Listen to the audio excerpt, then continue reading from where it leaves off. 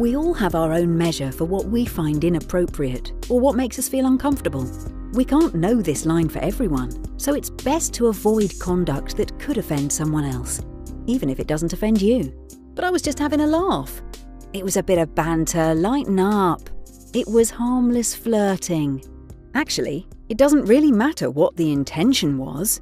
When it comes to sexual harassment, the important thing is how the behavior was received. Sexual harassment is unwanted conduct of a sexual nature, and that unwanted conduct can be anything from comments and banter to physical gestures, facial expressions, or aggression. The list goes on. It doesn't have to be the intended recipient of the behavior that finds it unwanted or unwelcome. You might be making a few dirty jokes with a workmate. You know the comments could be considered offensive, but you're confident your friend will find them funny.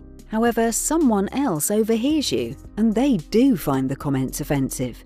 Even if it's not intended, unwanted conduct can amount to harassment if it has the effect of violating a person's dignity or creating an intimidating, hostile, degrading, humiliating, or offensive environment for them. Best to err on the side of caution and keep your conduct clean at work.